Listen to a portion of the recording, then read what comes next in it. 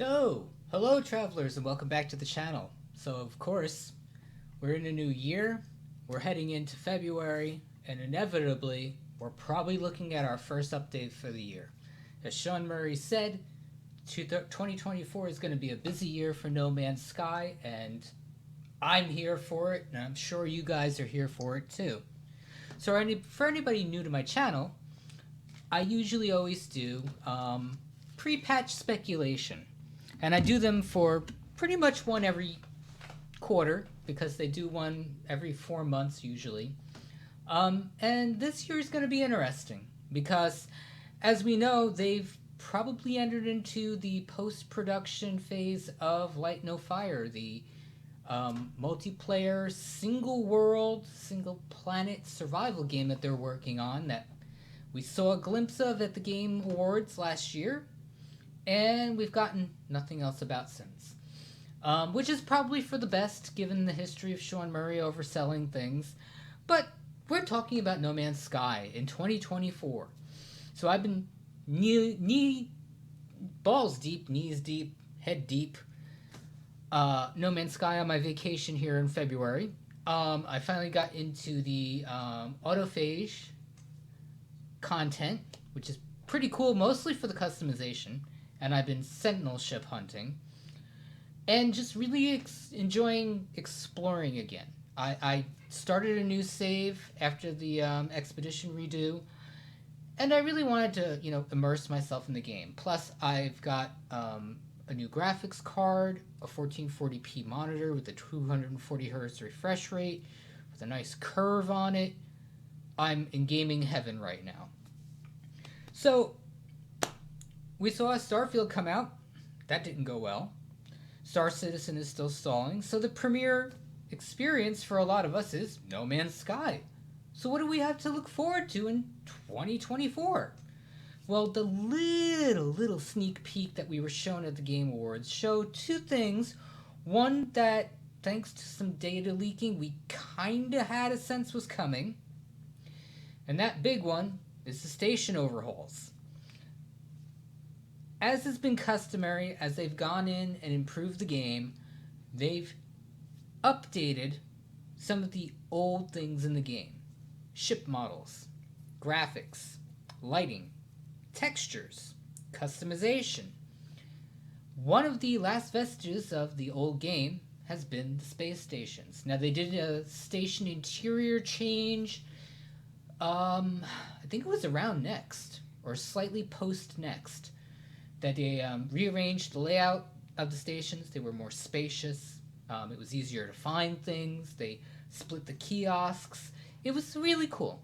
And that station layout has been pretty much the norm for the last 5 years, give or take. And I like it. Granted, the stations are visually cool. There isn't much to distinguish them in terms of species or purpose, because they're space stations. They kind of all serve the same purpose. So the little snippets that we saw in the teaser was stuff leaked in a mod. Some of it was leaked in a mod way back in, I think, October of last year, back when we got the station cores that we still have nothing to do with. And it's a real visual overhaul. It looks like they've moved some of the proc generation that they have on the Sentinel ships to stations. I don't think that it applies to the interiors. I think the interiors themselves are getting a revamp. The kiosks seem to be going to a much more linear layout. So instead of you coming into the station and having two sets of kiosk areas, one that's just for upgrade vendors and ship scrapping and customization and avatar customization, and on the other side you have the mission kiosk and the cartographer. Now that's all going to be kind of done in a linear fashion, it looks like. It was really hard to tell in the very short video that we got. Am I a fan of this?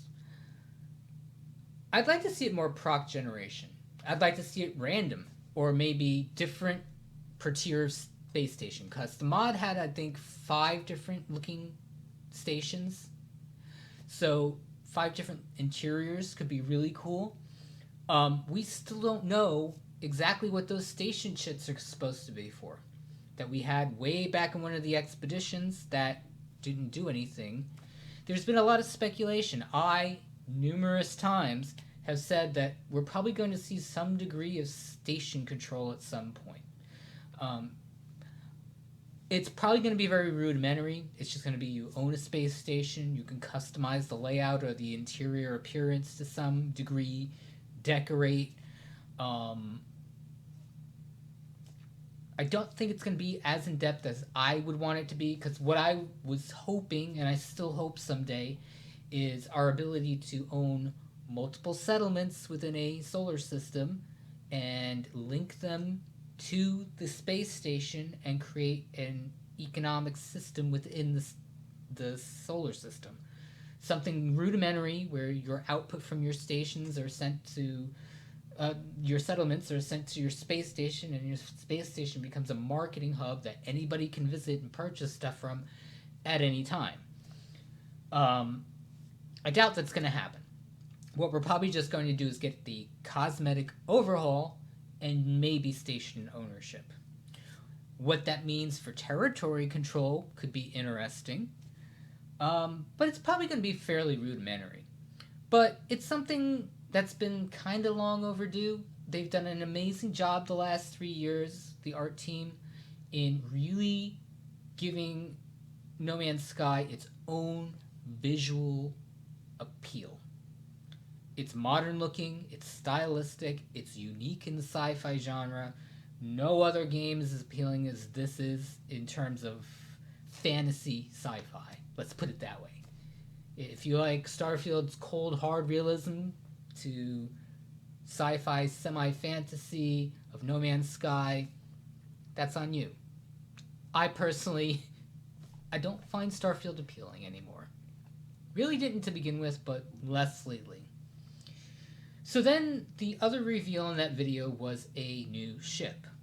Now, they've been really pumping out the classes of ships, and the coolest thing they did the last time with the Sentinel update was they introduced the Sentinel line of ships, and they proc generate from a pool of parts and colors.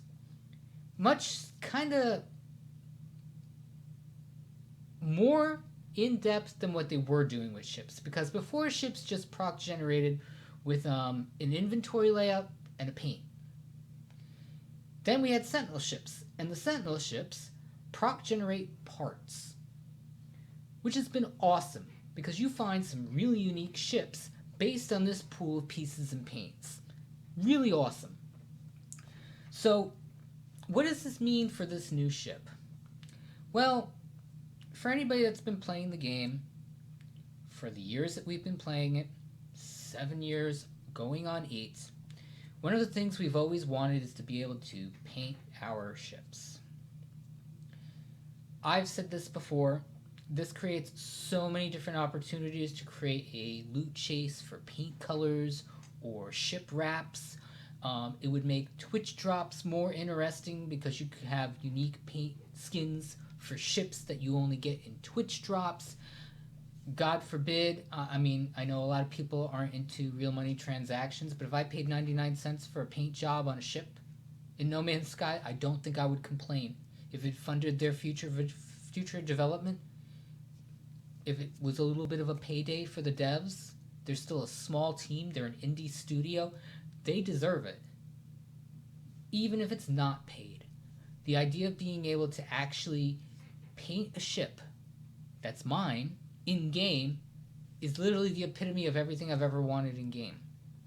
Now, the other thing I was thinking about, just looking at the design of this ship, it looks modular, much in the way the Sentinel ships are. Could we finally be getting modular parts for ships? Again, this would open up so much creativity in the community. The art department could go insane with the volume of parts. They could link these to Twitch drops or unique promotions or expedition rewards. There's so much potential that this could open up to.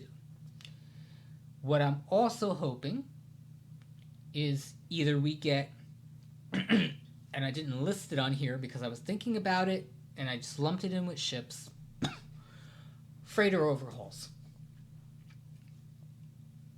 I love the old designs, but they're old. You compare them to the frigate designs, and they look old. They are one of the most dated things in the game that you deal with and interact with a lot. Right next to some of the older proc gen art pieces on planets. The freighters could really use an overhaul. Be it new designs, new classes, new types, or customizable or proc generated based on the same system that they used for the Sentinel ships, I would lose my mind. It would make chasing for freighters more meaningful, chasing for ship parts, or new ships, period, much more enjoyable. Adding to the replayability of this game. Because let's be honest, the two things that I love chasing the most, ships and freighters. That's my thing. I love the spaceships. So then we get on to something that's always been a contention for a lot of players. A while back, they said that they don't need to reset the universe anymore to update the proc generation in the game. When they moved to 64-bit game client and Vulkan, the ability to introduce proc generation items was so much easier. They never needed to reset the universe, which is fine. Yes, that's fine. I don't need a reset. But there's still some very old assets, and we've all seen them. Texturally, they're unappealing. They look flat compared to a lot of the newer stuff on planets. They look really bland and drab with the lighting improvements to the game. They really need to be cleaned up. And I know we're probably not going to get cross-pollination of much of what's in Light No Fire. I know the staffs, quite obviously, from the autophages, is something from that side of their development. Could we get grass? Could we get waterfalls? Could we get a change to water? Could we get new tree assets? Could there be an improvement just to the generation of biomes? Could we possibly, even if they're super, super, super, super rare, get multi-biome planets finally? It's always been a sticking point for a lot of people who come in, try the game, and they're like, well, the entire planet's a desert, or the entire planet's a swamp. What if that planet had 2 biomes, or 6, or 4, or 8? It could be really cool. That's something that, I really, really would love to see happen this year, because inevitably, once Light No Fire launches, development cadence on No Man's Sky is going to slow down to a snail's pace as they deal with the launch and the cleanup and the patching of the new game, unless they plan on hiring a lot more people, or if they are just workaholics, which they seem to be sometimes. So then we're on the topic of Light No Fire and what would carry over. So there's a couple things survival-wise that I didn't think I'd actually want in No Man's Sky, but as the years have gone by, and I've played numerous survival games. I'm on a Power World kick right now, an Enshrouded kick right now. I went back to Skyrim. I'm playing New World a lot. There's two things, and maybe they don't belong in a space game. And one of them was something that Todd Howard just scoffed at when it was suggested. Fishing. I want a reason to be on planets more often. I want a reason to actually cook food on a planet, or maybe even trade in food commodities from planets. Hence, fishing. Now, we already got the staff that replaced the multi-tool. Could it also function as a fishing rod? Could we possibly tame aquatic pets? Could we get deeper oceans? Could we get water features like waterfalls, rivers. If Star Citizen can do rivers, No Man's Sky, maybe we can do rivers? Sean, you listening? Then you got other things that I've always wanted in survival games, and one of the big things that I loved the most were boats. I was a sucker for boats in ArcAge. I am a sucker for boat house building in Arc. Now, granted, I wouldn't want to build on boats. I don't want a buildable raft in No Man's Sky. That actually does seem kind of stupid. But could we get variants on submarines? Or aquatic craft? Could we actually get boats? Some of these planets are 70-80% water. I've been to a couple planets that were like 85 to 90% ocean. I think it would be cool to be able to build bases on a planet instead of taking a spaceship to travel between them. I'd like to leave my spaceship away and live on a planet entirely. Actually have a survival experience on a homeworld. Again, it's an idea. I don't think we're going to get a lot of bleed over from the development of Light No Fire. That's going to be its own entity. It has to have something unique to draw players to that and not just pair it up between No Man's Sky and a new game. It would defeat the purpose of creating a new game. I completely understand that. But it's obvious just by watching the video that there have been a lot of improvements made to their proc generation, to their game engine, enough so that they feel confident in using it to create a new game. So what I'm hoping, and you know, I just want some of the improvements to come our way, even if they're small. Now, I'm gonna go out on a long limb here. Excuse me. And really hope for one other thing. If No Man's Sky is going to have some level of longevity when the development cycle slows down, there's one thing that really needs to be improved upon. And that's No Man's Sky's multiplayer. It's great that it's there. It's great that I can jump into 32-player co-op with a group of people, build bases on a planet, but you can't build together. Quest progress is tracked only to the person hosting the group.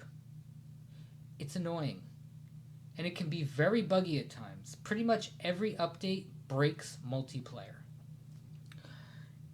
If Light No Fire is a single shared world wherein you're looking at hundreds, if not thousands of people on a single server, I would love to see that infrastructure come to No Man's Sky.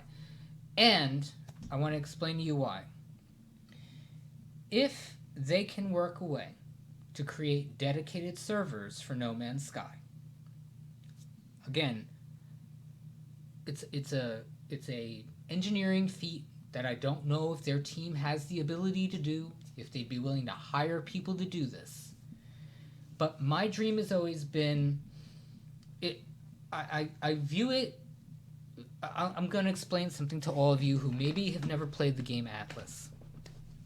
One of the cool things about Atlas was, and I don't remember if this was exclusive to survival servers or not, but what you did was you hosted a map on survival servers, and you were issued a map code, an actual server map code. If you shared this code with another person, your maps would be interlinked. So as you were sailing across the map, Atlas maps had a boundary. The original game was set up as a multi-server game with invisible boundaries that acted as server jumps. Kind of like server meshing is going to act in Star Citizen, but kind of rudimentary. It works a little different, but so you had a seamless transfer that took maybe a couple seconds between maps.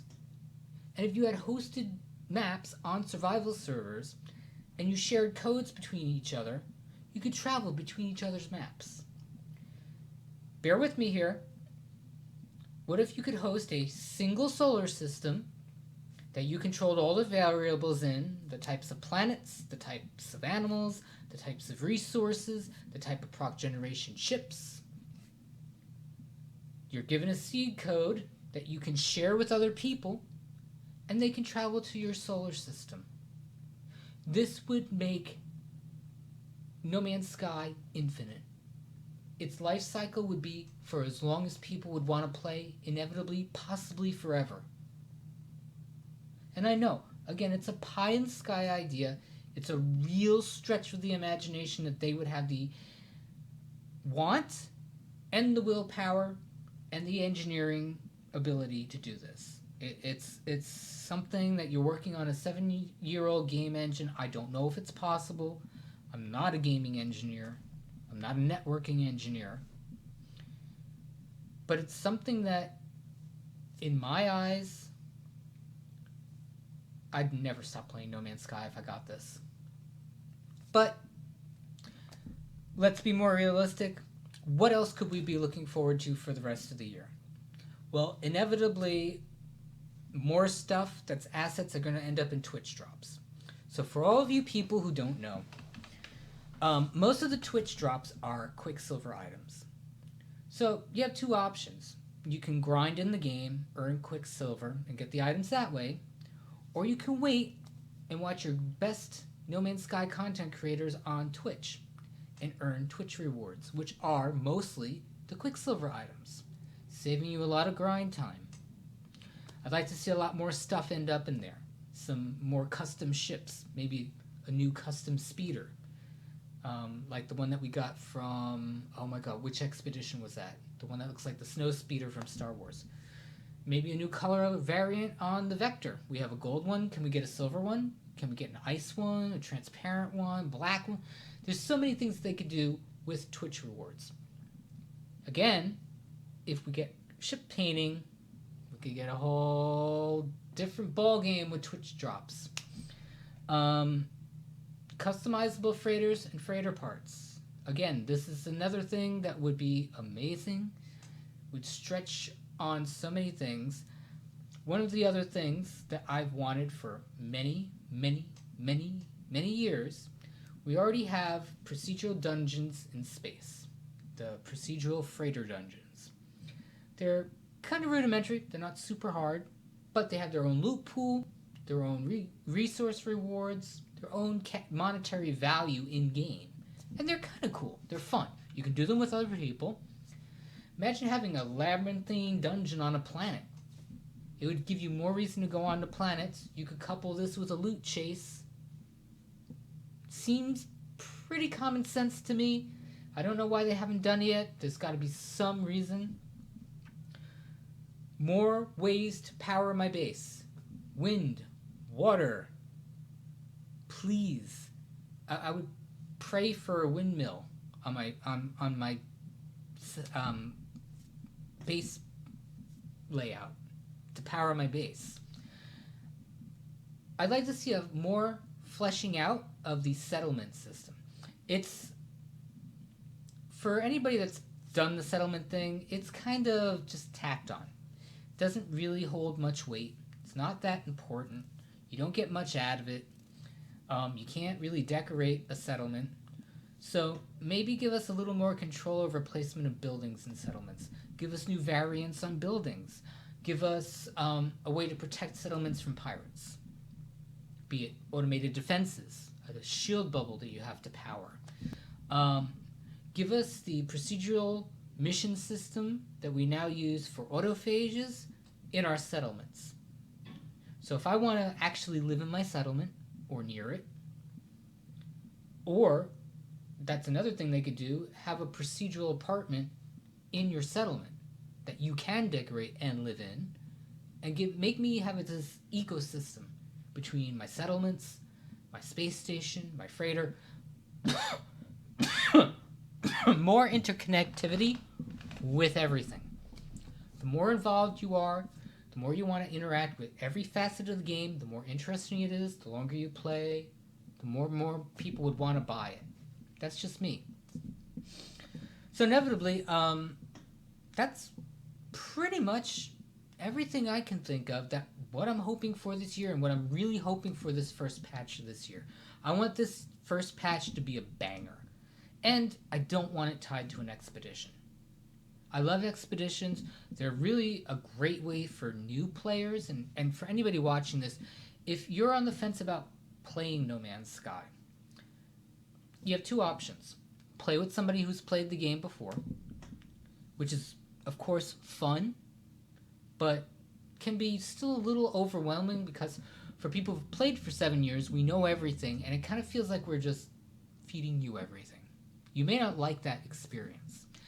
The other great way to do this is expeditions. Expeditions are bite-sized, sometimes narrative, condensed ways of playing the game.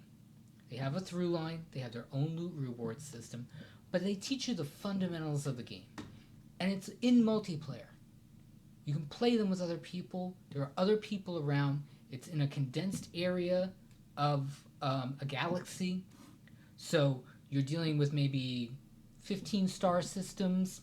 You're traveling between them. You see other people. You communicate with other people.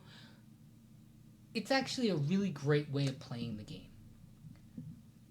I'd recommend that. But we've had an expedition with pretty much every update. I kind of don't want one the first one of the year. If anything, and this was the other thing, I don't know how possible this is with a 7-year-old game engine. There's a story in No Man's Sky. It's actually a pretty good and somewhat dark story. It is really inaccessible for people of this generation that are used to media in a visual audio way. Having to sit there and read through countless amounts of text, some of which may not make sense in just reading it in a passing way. I'd love to see some voiced quest lines. Maybe an actual in-game cinematic story tied to the tutorial that would make the story more interesting, give you a more grounded idea of the lore inside the game. And the tutorial does need to be cleaned up too. I hate to say it. If you're going to onboard new people this year, because inevitably as the PR drum up for Light No Fire begins, people are going to be interested in, well, what other games does Hello Games make? Well, you got The Last Campfire and No Man's Sky. No Man's Sky needs to be somewhat more accessible to people. Granted, for anybody who's actually played a survival game, it's not that inaccessible, but for people who have never touched a survival game, who are maybe used to playing RPGs, who are used to playing MMOs, coming to this game is kind of a culture shock, and it doesn't really make sense for some people. I'd like to see that change. So I'm not going to ramble on and on. Thank you so much for watching this video. Hello Games, if you're watching. Thank you again for nearly 8 years of great gaming. Where other companies have stumbled and failed, you have been the guiding light in the industry. I hope it stays this way. I hope Light No Fire is a huge success when you launch it. And I hope it ushers in an ongoing trend of developers not nickel and diming their audiences. Thanks a lot, everybody.